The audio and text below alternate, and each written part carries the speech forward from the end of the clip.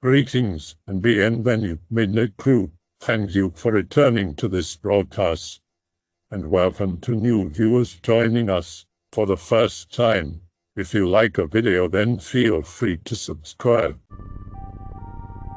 Some viewers may find the following video disturbing. Viewer discretion is advised.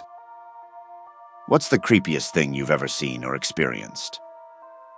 Combat engineer here. I'll drop a bit of green. Be me. Be in Afghanistan. Clearing out the minefield laid by the Soviets. Bunch of locals out watching us work about 200 yards out. Some dumb kid decided that it was a good idea to run out towards us to start throwing rocks at us because some other unit dropped a JDAM, Joint Direct Attack Munition, on his Taliban ass or something. The whole time I'm yelling in Arabic for the little shit to get back because there's mines everywhere. Little punk doesn't listen. He throws about a dozen rocks at us, one of which hit me. As he's winding up to throw another rock, he steps on a bouncing Betty. Betty bounces, he gets shredded, and we get sprayed with a combination of kid bits and shrapnel. There ended up being a rib bone embedded in my ballistic vest from that kid. Putting a name on for further stories, it was one of my call signs overseas. I had several, but this is the least classified one. Be in Afghanistan. In a forward operating base Zormat, Camp Olaz. Nice place except for the light rain of rockets every few days a week. Doing a foot patrol up on a high mountain road, narrow. I'm up front minesweeping. Off in the distance, I see a mountain goat jumping towards us with something funny in its mouth. As it gets closer, I see that it's a human foot. My face when. Further up the road, we find body parts everywhere and a small crater. Taliban that got hit by artillery. Lieutenant Volin tells me to check each body part for IEDs and to toss them off the edge of the road, which is a cliff. My face when. Proceed to clear the route. Fresh kill, so not too rank, thankfully. Once I get to the head, which was the biggest part, I begin to check. As I crouch down and start working, camel spiders crawl out of the dude's mouth and esophagus and start running at me. My face when. I scream and end up backpedaling off the cliff. My face when. Somehow managed to survive falling off a 25-foot cliff with only minor sprains and a broken pride. I also earned my call sign that day. I kind of feel like falling off a 25-foot cliff was the best outcome in that situation, though. If I saw that shit, I would have swan dive off. All right, here's another story. Be in Afghanistan. Be doing another damn foot patrol. Walking through some farmer's dirt farm. Because fuck you, we're Americans. Take fire from a mud hut. Standard react to fire happens. Move up with my fire team to breach. Gotta be sure that the problem has been removed. Stack on the door. I'm breach man, so I moved up to shotgun breach. As I'm about to blow the door to flinders, the door swings open and a very much alive hostile is on the other side. He had an AK. We both start firing at each other. He hit me 3 times in my plates and grazed me twice out of about 10 rounds. I shot twice and hit twice. Once in his right knee and one in his head. My face when. Keep in mind this all happened in about 2 seconds. The point man eventually stopped being dumbfounded and yanked me out of the doorway. The rest of my team continued to clear the hut while I'm in the dust on my ass. Doc rushes up and starts asking me questions. I try to speak but nearly choke on something in my mouth. I spit it out, it's a chunk of brain. I was brought up in a small village in the UK from 1976 to 1983. Not much there. About 25 houses, a pub, a primary school, and a post office. About 3 miles out of the village was an old manor house, a massive old place surrounded by tons of land, woods, etc. The place was weird. It had a huge staff of cooks, cleaners, gardeners, and gamekeepers, who all lived in small cottages on the grounds. Nobody from the house would ever socialize in the village. They would never use the pub or shop, and the kids didn't go to the local school. I would often see smart cars driving towards it from our back garden. Rolls-Royces, Bentleys, that kind of thing. The old man, who must have been in his 80s, eventually died. He died in the early hours of the morning, and late the following night, the entire old manor house burnt to the ground. The fire brigade was never called and it was completely gutted. Nobody knows what happened to the staff. They just upped sticks and disappeared. The cottages were left empty. I often wonder what was going on at that place. My best guess is that it was some kind of Epstein place for upper-class elite Minecraft fiddlers, and the staff were under instructions to burn the place to the ground after the old guy died. Here's my creepiest encounter. I used to live in Washington State as a kid for most of my childhood and young adulthood, up until the age of 17. It was a decent-sized city, but we lived off in the valley where most of the suburbs and neighborhoods were, and most of the good schools were located. Anyways, this experience happened to me in middle school, 6th grade. I think I was 11, maybe 12, and I wasn't the biggest kid. Really skinny. I hadn't hit my growth spurt by any means, and I was super pale. We lived a good 2 miles away from the school, and that's not bad by any means. But as a little kid, having to walk that for 3 years was god-awful. It was early November, and the school had just let out, and I was about a half mile into my walk back. Now there's this forest that runs by the street I walked down. It had to be about a half mile thick until it opened out into a park that was just a few blocks away from my house. The normal walk from the school to my home, like I said, was usually 2 miles. But if you walked through the part of the forest that lead to the park, then it was really only a little longer than a mile. I had only walked it once or twice before, but that was with my family because they didn't like me going into such areas by myself. AKA, they didn't want me getting kidnapped with no witnesses. But I had been really tired that day, and the idea of a shorter walk was so tempting I couldn't resist it, and I started walking into the forest. Now, Washington weather around this time is very cold.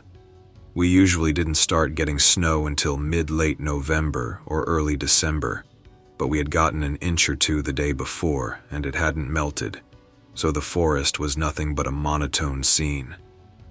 It looked like one of those stereotypical forest images you get when you Google spoopy forest into the search bar, except with snow. It didn't bother me at the time because I had lived near it my whole life, but to this day I'm wary of any large grove of trees that doesn't have a direct way through it. I must have been walking for 4 minutes when it started to get strange. There were scratching sounds from every direction, but they were faint. At first I thought it was just the sound of the park's people cutting down a dead tree or something of that sort, but that couldn't have been it because it wasn't the sound of a tree being cut into by a metal tool. It was the sound of scraping and bark chipping, but it seemed to be equally loud no matter what way I focused my hearing on. I started to get freaked out, and I started to jog straight ahead, trying to ignore the need to just start bawling. After all, I was pretty much a man now, right.jpg. I wish I had been a few meters to the east or west, because then I wouldn't have seen the small opening. It wasn't the opening to the park, but there was a small section of forest where there weren't any trees, just this ring of tree with about a 6 by 6 yard circle of grass in the middle. Well, of course it wasn't grass at this time, just a thin layer of white. As I ran into it, I started to notice I wasn't hearing anything. No scratching noises, no honks or vrooms from cars on the road, just my breath. In the opening, there were a few rocks and some litter, but most importantly, a tree stump that sat in the middle. It wasn't the stump of a tree that had been growing there. It was placed there. At the time, I didn't remember any footprints in the snow leading up to it, but the more I look back on it, the more I seem to remember there being a set of footprints that walked towards the stump, and then proceeded to walk away from it but in a different direction. Anyways, on the stump was a purple notebook that had only about 1 millimeter of snow on it. Of course, being a 12-year-old brat, I decided to look at the notebook and what was in it. I really wish I didn't. There were a lot of blank pages, but there were more pages that were covered in nothing but weird symbols and sigils that seemed to have no order to them. I can remember them to this day in almost perfect detail. There was no order to what pages they were on, and many of them had giant gaps from one page to another. The creepiest part I remember was I started to feel really hot, really uncomfortable, and the feeling that hands were randomly grasping me. The further I went into the notepad, the more intense these sensations got, and the more rapid. By the time I had flipped through every page, I was crying. I couldn't stop staring at it even as the feeling of being grabbed started to feel less imaginary and more realistic. The only reason I was able to pull myself from the trance was when I started to hear the scratching again. But this time it seemed to come directly from the stump ahead of me. It was as if there was something inside of it, clawing at the inside of the wood, trying to claw its way out. I busted into a full-on sprint for the rest of the forest, which wasn't that much until I got into the park. It was completely empty except for one small family playing on the swings, but they didn't even glance my way. I was too out of breath to run the rest of the way home, but the whole time I was jumpy and shaking. I had gone from feeling as if my skin had been burning off to freezing in minutes. When I got home, I just sat on the couch for the next 3 hours until my mother got home from work. I didn't ever have the balls to tell her. And that's it. To this day, I still sometimes get memories of that notebook and its contents. I don't know what to even classify this story as beside no thanks. Could you draw any of the symbols from memory? Yeah, here are the ones I remember most, or can most recreate in my head. The cross thing with the infinity symbol I've seen a few times, but I don't know what it means. The black one on the top left I remember seeing a lot. It was on the cover of the notebook. Had 3 weird experiences. When the first Xbox 360s came out, you know the crappy white ones that got the Ring of Death? I was sitting playing Halo 3. The sofa used to be on the same wall as the door that lead to the kitchen, and the kitchen leads to the porch and front door. Out of the corner of my eye, I thought my mom, she was, or had been at work, had returned from work and that I hadn't heard her come through the door.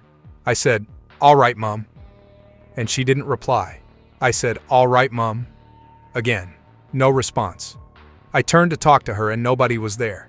Thinking about it afterwards, the women standing there didn't even look like my mom and had vaguely Victorian-looking clothes on. Not long after that experience, a couple of months after, still playing shitty white Xbox. TV used to be in front of the window. Window looks out to the direction of the beach, but you can't see the beach as such. Just about to get dark, still a bit of sunlight. I'm talking on the headset with some kid from school, and my mom is on the phone in the kitchen. See a triangular craft, lights on all corners, and a big light in the middle. Fly very low down. Could see that it wasn't just 3 lights, and that there was something hard between them. Shout to Mom. She looks and doesn't know what it is. Flying very quickly, with no noise.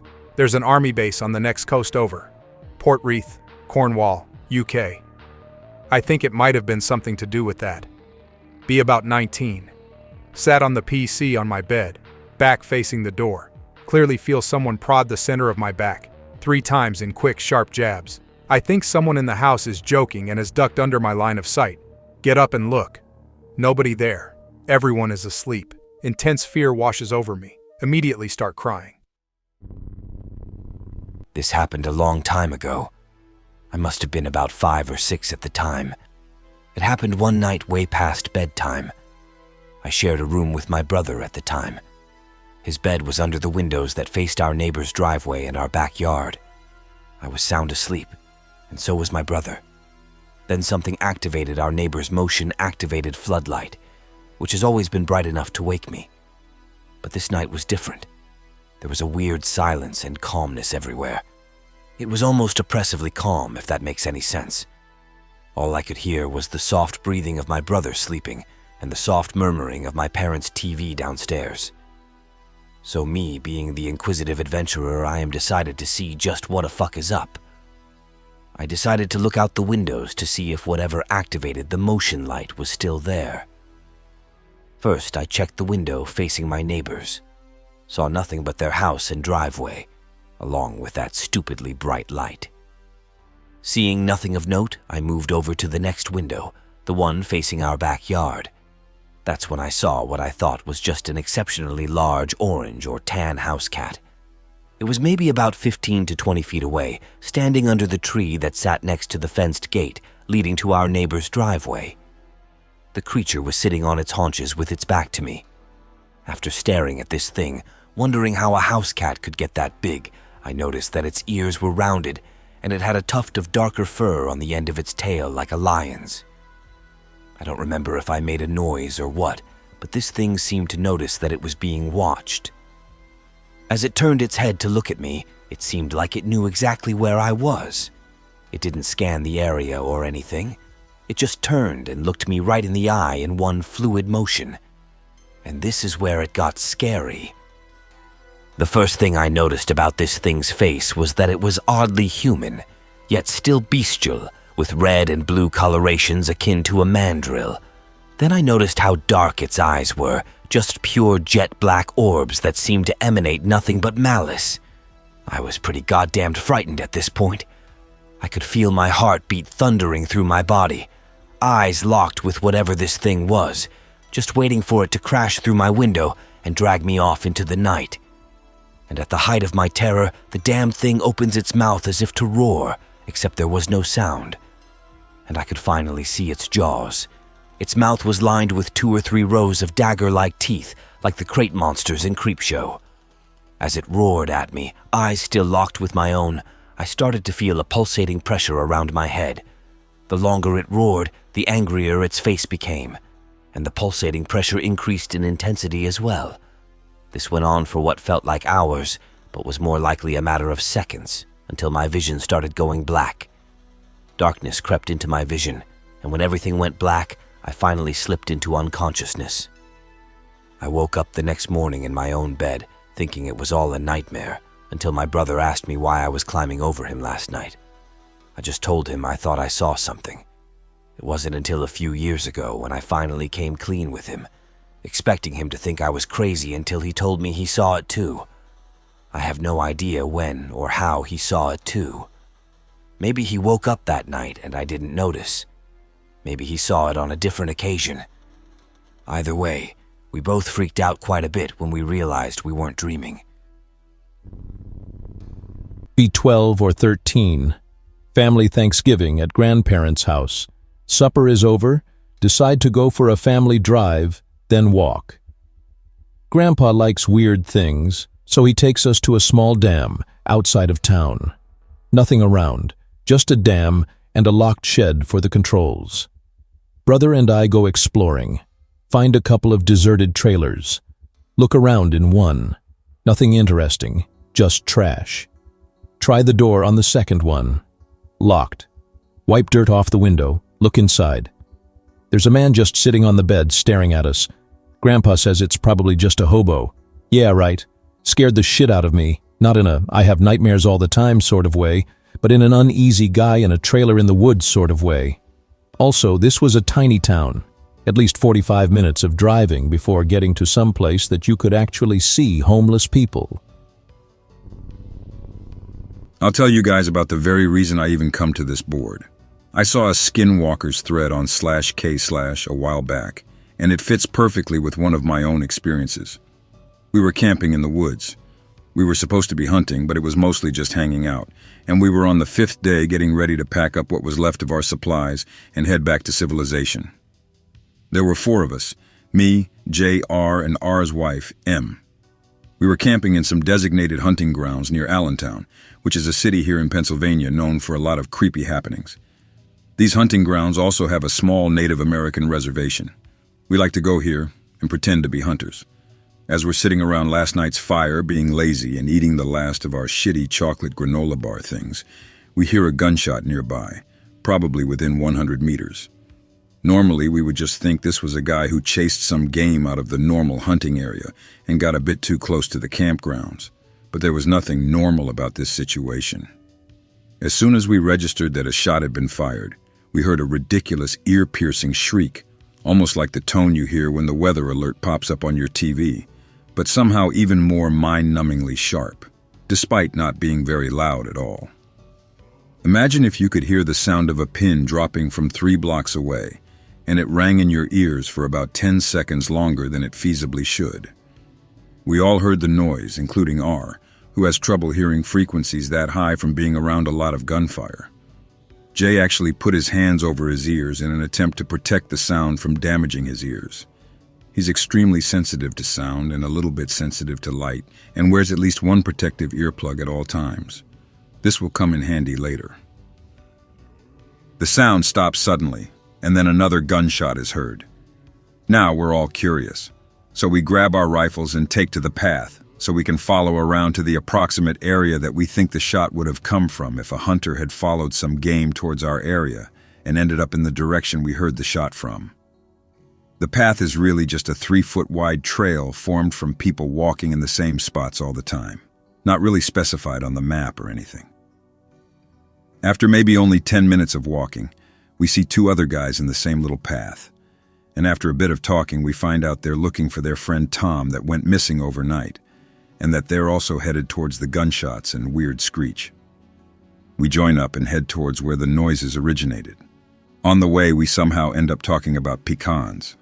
R says, "I really, really love pecans." This is very important. About halfway to the area where we think the noises came from, one of the guys we met earlier starts talking about the path we're on, saying it seems unnatural.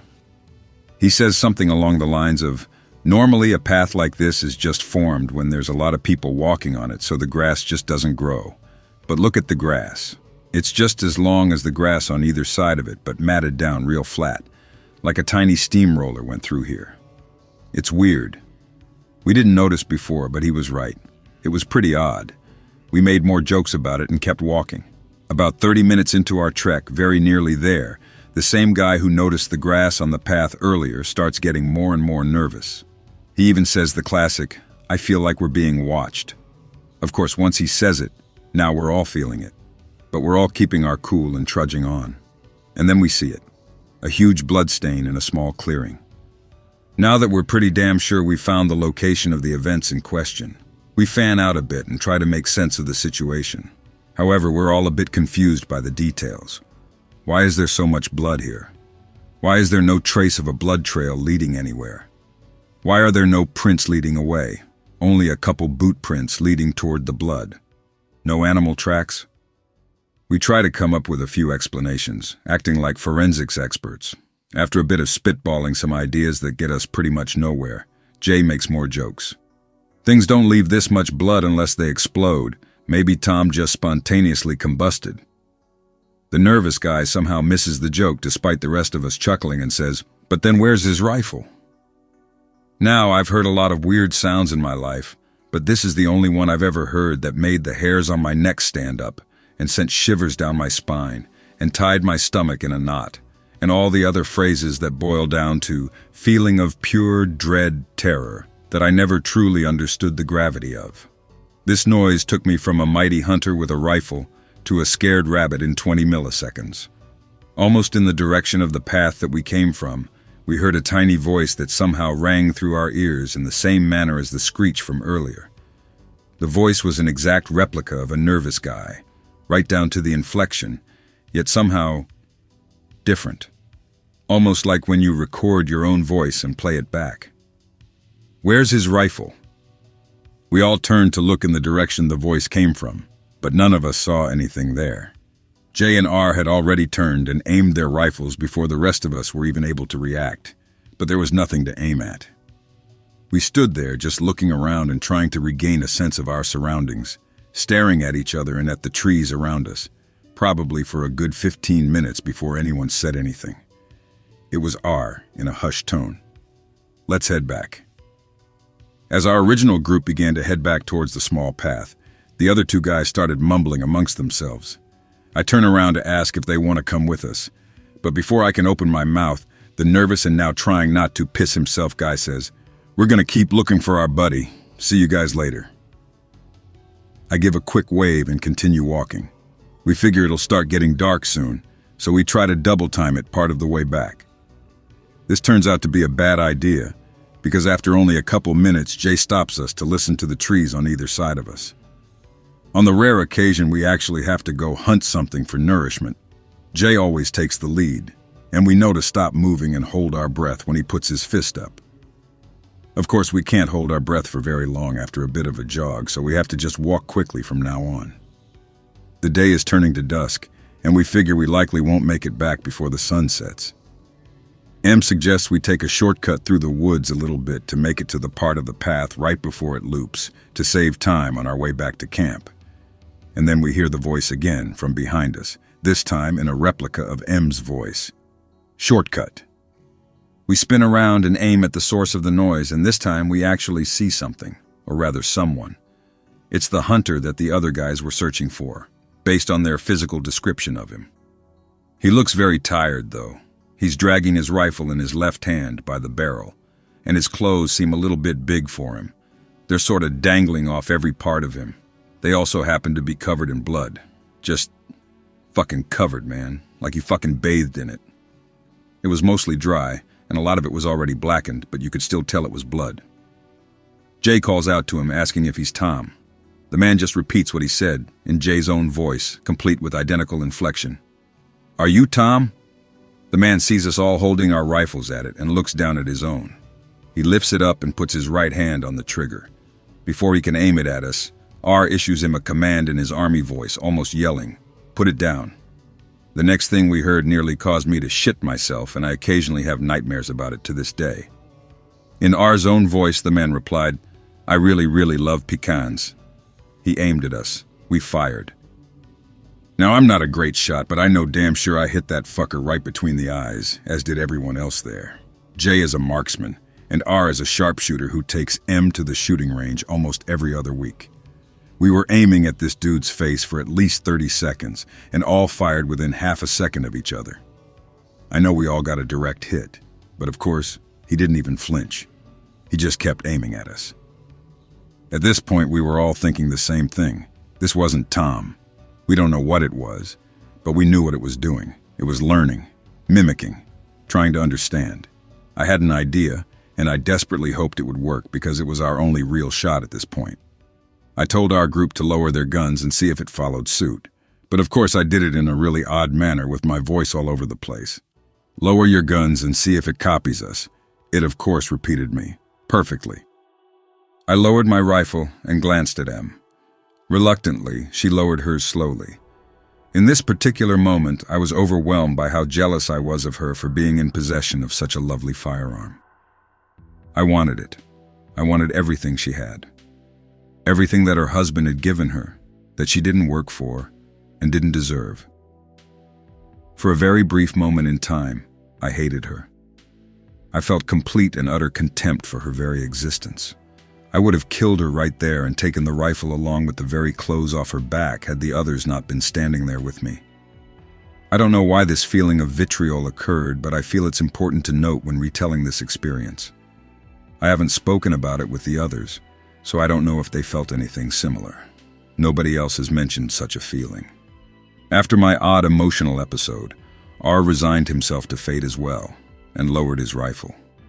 Now we were all watching Jay, but Jay was watching something else. Jay was staring to his right, and we all tried desperately to see what he was so focused on. But we couldn't, because he wasn't actually looking at anything. He had apparently removed one of his protective earplugs after we all fired, and was trying to listen to something. All he said was, "More movement." Apparently the creature didn't think this was worth responding to. He just kept aiming at us. Jay finally put down his rifle, and also put on his protective sunglasses. We knew what this signaled. R whipped out the emergency flare gun. This was our last resort. If the other things moving in the brush were the same type of creature as Frank and Tom, we were done for. We would need a search party at least. The flare goes up. I look back at the creature. It's staring at the beacon in the sky. Jay grabs my arm and yanks me towards him. I didn't realize everyone else had already started running. I was staring at the 4 bullet holes on the monster's face, with some kind of reddish skin, or perhaps just bloody fur, underneath its Tom suit. As we cut through the trees, I realized we were headed towards the other noises Jay had heard. The movement.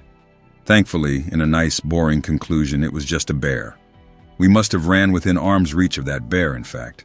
We didn't give a damn at that point. We were much more concerned with escaping whatever might be behind us.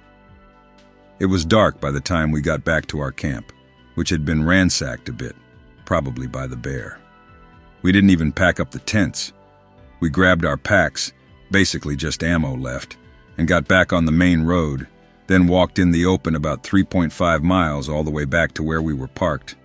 We haven't gone camping since. Don't have much in the ways of the paranormal, but Halloween, 8 p.m, hanging out with friend Innerwoods, not too far from town. Hella dark, I have to use a flashlight in some places to avoid breaking legs. Decided to go to the spot that has some shitty bench, sit down and talk about our shit. Hear rustling something like 10 steps behind us, but brush it off as the wind. Suddenly, hear what distinctly sounds like someone pissing right behind us. What would anyone be doing in this dark-ass place at night with no one around? Bushes and trees as far as the eye can see behind us. See no one. Pissing sound followed by grunting intensifies. Nope after 30 seconds of silence and the sounds of someone stream and slowly leave. Almost injured self on branches more than once in the dark. Literally spookiest thing I got. To be fair, I highly doubt the mysterious whizzing ferryman would have done much. Still spoopy how close he decided to get his business done. And no, we didn't encounter any other human beings in that place on that day. I've had a lot of experiences I deem creepy in my life, paranormal and not, but at the moment I'm thinking of this one. It lingers. When I was younger, I would stay at a friend's house almost every weekend because his parents let him do whatever he wanted. We basically became best friends that way. I didn't find out until later that they were criminal meth heads, but they never really interacted with me apart from the hey anon here or there, so whatever. Well, one night while at his house with a couple of other friends, we heard his parents fighting in the garage. Some of us had heard them go at it before, so we turned up the volume to drown it out and ignored them. It worked pretty well until the shots were fired.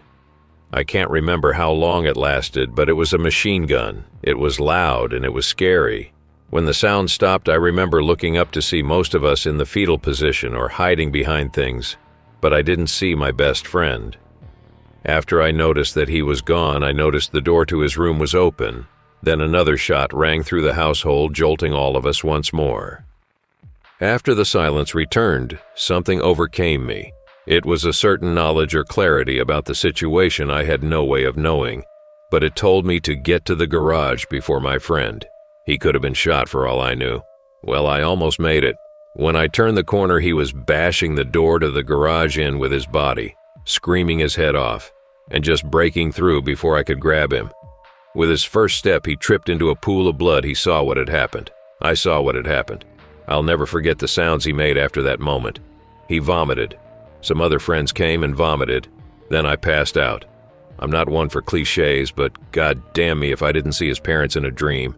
They looked much younger and healthier, but they were crying. I came too. That day passed. The story is told once more. I personally never experienced anything, but a friend of mine has been through a lot of stuff. I guess I'll post one of them. My friend was like 10 or something. His grandma dies. She was a very strong woman, I guess we can say. Very in touch with the paranormal. Had a huge painting of her in the room. His mom is having a friend over for dinner. When it's time to leave, the mother's friend goes to get her coat that was in the room with the painting. Stays for like 5 minutes. Comes back pale. There was a very strong person living here that died, right? Mother and dad look confused. She wanted you to have something. Out of nowhere, this woman who never met my friend's grandma gives his mother some address. It's their old house. Says to look in a chest in the basement. My friend's mother found a coat that her mother bought her before she died in the chest. Pulling archontic implants out of my astral body, it's all real was my first thought, and it scared the shit out of me. What? Gonna need to hear more about this. I started researching these parasites and learned that they have tentacles which grow throughout your CNS and meridians. They are psychic and attached to your higher bodies, so you can't really see them. The smaller ones are like jellyfish and attached to your temples where they control your GB meridian. The big ones attach to your GV meridian starting at your hairline and control your entire CNS. They eventually learn to influence you and can speak to you by using your mind's inner voice. They create the selfish ego. Removal can be painful. All the J-seals, crucifixion implants, crown of thorns, etc. have been there suppressing your capabilities and health, but the heart chakra one is the worst. It feels like the ring Tony Stark had in his chest and allows beings to harvest your soul energy without resorting to magic rituals. You can remove them with your hands and the proper intention. Magnets applied north side against the meridian and Epsom salt baths can weaken them, but remembering that the implants are foreign to your real body is the most important thing. Energetic systems and Ascension Glossary are great places to start learning about the multi-dimensional control systems of the so-called Archons. What's it like being batshit insane? Psycho is what Archons are. Not paranormal, but hey, my life is boring. It spooked the shit out of us at the time. B13. At friend's place for his birthday party with a bunch of other friends. About 11 p.m. we're all out in his and his neighbors' backyards playing Capture the Flag. His neighbors were cool with it, by the way, we asked. Running around in the dark having fun when there's a loud-ass crash down the street at this locally owned convenience store, which closes hours before when we were out. The birthday boy runs to the front yard and looks, comes back, says there's a dark-colored car sitting out front. The door is open to the store, no lights on inside. Being a bunch of dumbass 13-year-olds, we walk down to look instead of waking his parents up and telling them or calling 911. Walk up. The door is closed to the store. Car is sitting there, turned off. The car's windows are tinted dark as hell. The birthday boy and his girlfriend start peeking inside the windows, saying that it's empty. Finally, our better judgment kicks in, and we decide to get out of there. Not even 70 feet out and maybe 15 seconds after walking away, the car suddenly starts up, does the fastest three-point turn I ever saw, and tears out of that parking lot, throwing gravel everywhere, and tears down the road away from the neighborhood going like over 80. We all sprint back to the birthday boy's house, hurriedly pile into the basement door, and all sit down there for several hours scared and talking about it. His parents did wake up while we were away. They were really pissed we walked down there. Can't remember if anything happened with that or not. I know the police showed up eventually, but I don't remember ever hearing anything more about it. I was living in a shared house in my early 20s with one other person. He was a guy who was slowly descending into mental illness and alcoholism. He had just started working night shifts, and the transition to a nocturnal life was taking its toll even more. It was early one morning, probably 2 a.m., when I awoke and had to use the bathroom. I opened my door and walked down the hall past my housemate's room, which had its door open, which was unusual as just a few hours earlier I had seen him leave for work, and he would always close his door. After pissing, I started walking back down the hall towards my room, and this time I looked into my housemate's room as I got to it. The room was lit only by a stereo clock's glow, so a very faint light lit the room. What I saw still gives me chills. Sitting on his bed was a hulking figure. No features were discernible, just a complete absence of light where the figure was. I could make out its outline by the fact it was darker than the darkness around it. It didn't seem to notice me.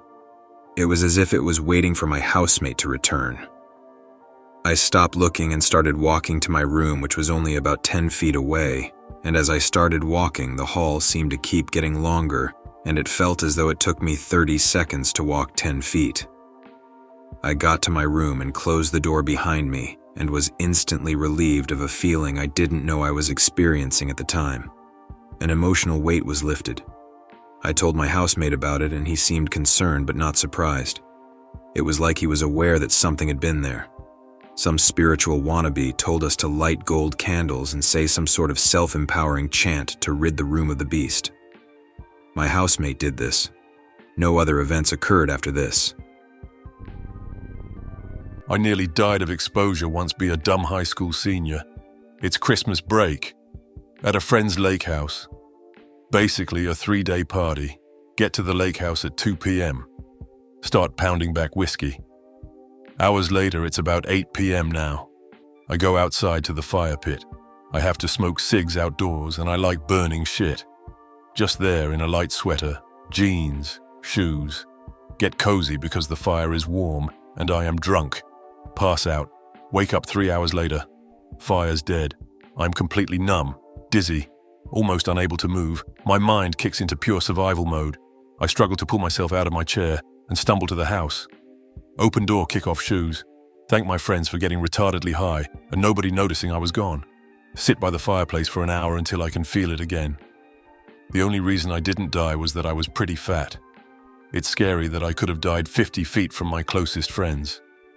The rest of the trip went well. Nobody died.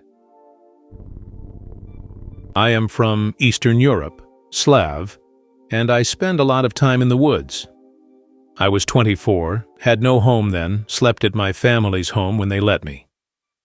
Already liked scary stories since I was a kid. One night, get drunk and sad because of depression. Decide to leave forever and become a hermit. Get my 2 dogs. Head into the woods behind my home. I live in a rural area, not in a big city. There are tall hills behind my house with forests. Not scared because there is a lot of noise, like owls and my dogs walking next to me. Walk on and on, climb on top of a hill because it was funny. The sun sets, it is dusk. Less drunk, I think about how I will sleep, and I'm afraid because I read too many stories when I was a kid. My dogs will protect me. They are loyal. Find a space under a fir and make a bed. One dog stays next to me, the other walks away. He will maybe hunt and bring back food when I wake up. Fall asleep with an empty belly, a terrible feeling. I wake up. It is the dark night now. Angry because I want to sleep until the sun rose. The dog next to me is asleep. The other dog is not back. Think where he is? But he is maybe still hunting. Stay close to the sleeping dog. Try to fall asleep again. The trees are making noise. I do not think about it. Sing in my mind. Hear a little cry. It sounds like an animal. Sit up. Maybe my dog is back with a rabbit. I don't see anything. Wake up my dog next to me and walk toward the noise. Nothing. I continue walking with my dog following. See moving in the corner of my eyes. Make lots of noise in the leaves if it is a wild animal to make it leave. Hear another new cry, like the time my old dog had babies. Walk toward the noise. Look behind me, my dog is not there. Hear a sound like a word a little far away. Get the cold shivers. Walk slowly back to camp. I can't find it again. Find a big rock, sit behind him, and wait. I fell asleep. I wake up and the dog is biting me. It is still night. Stand up. Dog starts to run. Run toward him because I trust animal instinct. Keep running for 10 minutes. Walk quickly away. Keep walking until the sun rises more and it's morning. Other dog appears. He looks okay. Decide the adventure is over and follow the first stream I find out of the forest. Not really that creepy, but weird. I've told this a few times on here. Nothing special happened when I was a kid at my grandfather's house in the country. I found a book in my grandfather's bookcase one morning while I was staying at his home for the summer. Much older than the rest, leathery, beat-up cover. It had no title, author, or distinguishing marks on the outside. Decided to flip through it. Read through the first page. By the time I had flipped to the second, I found I could no longer remember the contents of the first. I turned back and reread it, only to turn to page 2 again with the same results. A little weirded out, I decided to just read and not care about the previous pages. On about the 7th page, my grandfather came into the room and upon seeing the book in my hands yelled at me to get out of his study and that he'd been looking for me all day, and then snatched the book away. This shocked me at the time because my grandfather was a very quiet and soft-spoken man. He'd only yelled at me once before, years ago, and I was being an asshole, and deserved it. Anyways, I walk out to the kitchen and find that it's nearly 6 p.m. This really startled me, as I swear I was only in his study for no less than 15 minutes, and I went in right around 8 or 9 a.m. I can no longer remember any contents of the book, and my grandfather has since destroyed or hidden it. Not paranormal, but I've seen Urbex's threads here, so it fits. I love to explore abandoned buildings. Find out about an abandoned military base near where I live. It was abandoned in 2000. The complex is made of a radar station, 2 office buildings, and 1 comms building. Checked the place out, I wasn't the first there. But a lot of things the military left behind were still in the building. Most were destroyed. But I specifically remember a printer and a computer monitor that looked pretty intact. Go down some stairs in one of the buildings. Find a metal door locked with 2 locks, a padlock, and a lock built into the door. Screw it. I'll just come back with the bolt cutters. I leave, and on my way out, I see a vent sticking out of the ground near where the building with the locked basement was. Pry off the vent and jump down to the bottom. Once I'm down, I pull the vent off of the other side, look around in the room to see it was in mint condition, grab some souvenirs and crawl back up into my vent. It's too high. I can't reach the top of the shaft. I'm going to die down here. Wait for what felt like a lifetime, hoping someone will come by and help me out. Completely by chance, a group of people did. I hear them talking and shouting above. Scream for them to come over and help me. They hear me and come over to the vent. They say they would help me out, but they would need to leave and come back to get a rope. They leave. I sit down there thinking about how if they don't come back, I would die down there. After another long wait, not nearly as long as the last, they do come back and help me out of the vent. Using their spray paint, we make a warning for future explorers. The first wait was horrifying, but the second was much worse. Knowing that my life was in their hands, and that if they didn't come back, I would be forgotten in some hole was the most terrifying feeling in the world. I still have an old DARPA mug lying around from that trip. Family home was built in 1887 and seems to be active as hell. I've never seen figures, but my mother has on multiple occasions.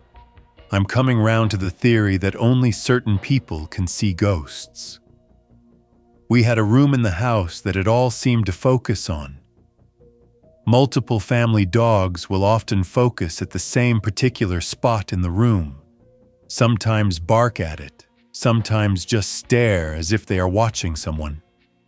We frequently hear knocks on the wall, sometimes even replying back to our knocks. The longest-running thing associated with it is the scent of expensive pipe tobacco. No one in the house smokes. In 2013, I was sitting in there watching TV. I was alone in the house, but it was mid-afternoon and not too spooky for me. I heard a creaking noise outside the door and turned to face it in time to physically watch the doorknob turn and the door swing in. Again, only one in the house at the time. Shat myself. Be me 16. Have a best friend, let's call him Fred. Fred's parents get divorced and Fred's dad goes through an existential crisis. Fred lives with his dad, but his dad is always out getting pissed or trying to pull at a club or something.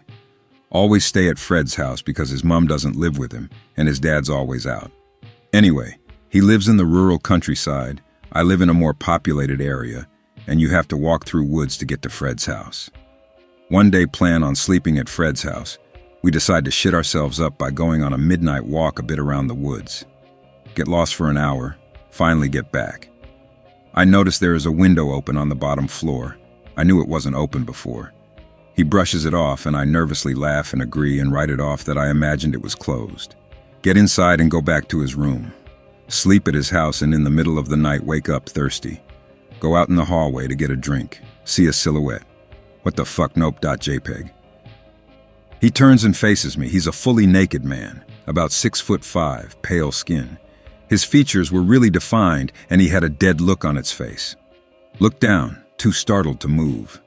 See reflection from moonlight of steel from something in his hand. He's holding a meat cleaver. Scream and run back into Fred's room. He's chasing me the whole way. An evil look of hatred on his face. He's not running, just power walking. Get in the room, slam the door behind me and put my back behind it. Call police with Fred. Meanwhile, the guys stop making sounds. Look out the window to see he has left the house and is blundering about out there. Goes deep into the woods. Police arrive. We explain everything. Apparently it was probably just some homeless guy with a meat cleaver. Never go back to Fred's house. Fred moves in with his mom from that day. He has to as his dad had custody revoked, but he probably would anyway. Fred's dad moves in with his new girlfriend about a week later. Never been more scared in my life. I go through sleep paralysis most times when I doze off while laying flat on my back. This one night I ended up getting massive sleep paralysis moments after I closed my eyes, and it felt like someone was leaning on my chest, with their knees digging into me, pinning me down. Suddenly it felt like I was thrown down onto the floor. My back hit the hardwood. I even heard the boom of hitting the floor. But I still wasn't able to move or open my eyes. I just laid there for a few seconds, and I felt hands grab my thighs. I thought I was going to be dragged away. Then I suddenly shot upright in bed. I was still half under the covers, right where I thought I had laid down. I ran over to the light to turn it on, but nothing was in my room. In the morning, my back ached really bad, but I was in denial that anything had happened. I walked downstairs to tell my mum about the really weird experience, a dream. But before I even started telling her, she asked me what I was doing last night, because it sounded like I jumped out of bed. She was laying on the couch down there, so she was directly under my room, and had woken up.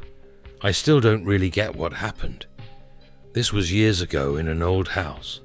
I know it was in September, because for some reason weird shit always happened in my room during September. I was around 7 and I was hanging out with my sister and 3 other kids around the same age or younger. And we were playing in our complex, and we all saw this stretchy black figure, shadow-like I guess, but more solid, just climb up the side of one of the townhouses and onto a roof. We were using walkie-talkies at the time, and when we saw the thing, the one channel we were using started going all wonky and statusy and making weird sounds. That part scared me more than the figure itself for some reason. Not even kidding, I'm positive the channel we were using was 6, but I could be wrong. Thinking about it, it was pretty damn scary, but I was young, so I didn't really know what was going on, so I just ran inside with my sister. After that, I hid the walkie-talkie behind my mom's TV and never used it again. That's basically it. But all of us agreed to seeing it. My sister initially pointed it out actually. Never saw anything like it again. Be about 8 or 9 years old, sharing a room with siblings, middle of the night, woken up by 4 loud smashes downstairs. There is silence for about 2 minutes after this. Our bedroom door creaks open. I open my eyes slightly and see a gigantic, eerily tall, completely black figure enter the room. He's partially illuminated by a nightlight from the hall. No older brother or dad not living at home. He closes the door over. The room is very dark at this point. Goes straight for the closet. Opens the closet door, and after about 30 seconds of silence, I hear him take something from it. He walks back towards the bedroom door. As he's passing me, he stops right next to my head, crouches down and leans in close. I have my eyes shut tight because I want him to think I'm asleep. His face gets closer until he's just inches away. He's close enough that I can feel his breath on my face. The breath stops, but I don't hear him walk away. I keep my eyes closed for a while, open them after some time. His white eyes fill my view. He lets out a faint shh, leaves the room. This was a long time ago, but I've been scared of the dark and paranoid of break-ins ever since. I have a story that you reminded me of, especially the walkie-talkies. I was in 5th grade, a little loner who would hang out with the weird or unpopular kids. I had a friend named Jonathan who invited me to his house near the end of the year, just to hang out. Of course, this being like 10 years ago, I packed my GameCube and Yu-Gi-Oh cards. We took dueling seriously. When I got there, we duel, play games, and when it reaches nighttime, he asks his dad if I can stay over. Apparently, this was his plan all along, to get me to stay the night. I was okay with it, and so was my mom, as long as I got dropped off. So after a few hours of more gaming, his sister named Stephanie comes in and asks us if we wanted to hang out with her and her friends. Anyways, we go into her room and she has 2 other girls in there. They were listening to music and watching that 70s show. They start picking on us, asking us questions, making us feel uncomfortable. Anyways, here comes the /X/part. They get a Ouija board out and Jonathan and I start freaking out. We knew what it was, and like everyone, our parents told us not to mess with it. Being a dumbass, they convinced me and Jonathan. We started messing with the board, asking the usual edgy questions. Is anyone here? What is your name? Are you alive? How many of you are there here? After messing with it for like half an hour, Stephanie tells us stop. I tell her that we had to close it and say goodbye to the spirits. What she does next pisses me off, like to the point where I almost reached out and slapped her. She grabbed the board and threw it to the side of her bed. Jonathan and I started yelling at them, and we got into a big argument. Their dad came up to tell us to stop, and also let us know that he was going to go pick some food up for us. When he leaves, we get the board and try to close it ourselves. The girls just go back to talking. They occasionally said shit to us, but we were freaking out. We place the planchette on the board, and it starts moving. I tell Jonathan that it wasn't funny, and he tells me to fuck off, and to stop moving the planchette. We realized that neither of us were moving it. We noped and asked whatever it was, if it could please leave. No. Never in my life had I been more scared than that. We tell the girls and they tell us to stop fucking around. We let go of the planchette and tell them to do it themselves. They agree and ask if it could prove that it was there with us. Nothing happened, and they kept asking the same thing. We waited, in silence even, to hear if this spirit or whatever it was would do anything. Jonathan tells them to close it, and the girls do it in the stupidest way possible. Well, Ghost, we are going to stop bothering you, so take care and please go. After a while, Jonathan and I started playing with his dad's walkie-talkies that he had in case of a power outage. Their dad calls and tells us that he will be home in 10 minutes, and to start getting plates out because he bought Chinese food. We let the girls know, and we all head downstairs. We set the talkies on the table, and while we were getting the plates and drinks out, we hear what the scariest fucking thing I have ever heard in my life. First, we hear running upstairs, then in both Jonathan and Stephanie's room at the same time.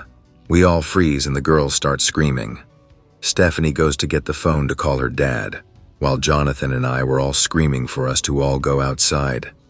It was so loud, like if someone had boots on and was just stomping in the rooms. Stephanie grabs the phone and the walkies start making this super weird noise. I know it was static, but it wasn't just ordinary static. The closest I can think of comparing is if anyone has seen Man of Steel, the part where Zod starts his broadcast and the TVs make that weird static sound. That's what it sounded like. Nothing has terrified me as much as that has. I still remember it like it happened yesterday. But anyways, we all run outside and wait for their dad to get home. When he gets home, he starts yelling at us for messing with the board to begin with. He makes us go back in to eat, and surprisingly, nothing happened for the whole night. We did, however, sleep in Stephanie's room with all the girls.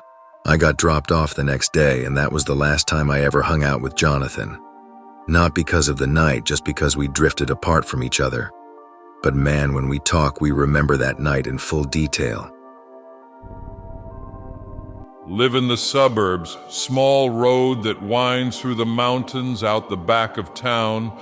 Used to explore around there as teenagers. Found some burned-down manor next to a troubled boys' camp. Decide to come back the next night to do some more exploring.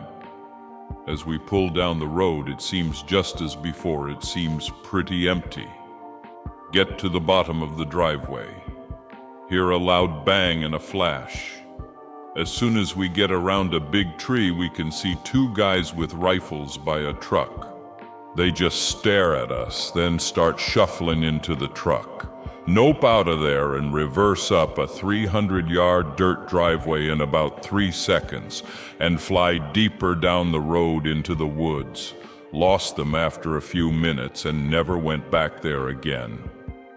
Same woods later date. Decide to go looking further in past the house for another place to explore. Find another small dirt road that looks like an abandoned driveway. It's much longer, must have been almost twice as long with trees all around it so we couldn't see anything. finally get to the end. It's just a small, flat opening in front of basically a mountain face. Get out and start to poke around a bit. Right in the middle, there is actually a small cave opening. We didn't bring anything more than flashlights, so we decide to just peek in to see where it might go. Really dark, but fairly dry and flat, so we figure we can head deeper in. Just one narrow passage that seemed to wind back and forth for a while. Round a corner and see a small room with a light hanging and a wooden chair. Something felt really wrong, so we all decide to head out of there. As we are about to come around the last bend to the cave opening, hear a pretty clear and loud sound of something dragging on the ground a small ways behind us. Run out of there, leave the woods, and never look back. I hope that you enjoyed tonight's broadcast. If you enjoyed tonight's story, then please subscribe to the channel, as more Greentext will appear daily. A new broadcast will appear when the clock strikes midnight Central Time.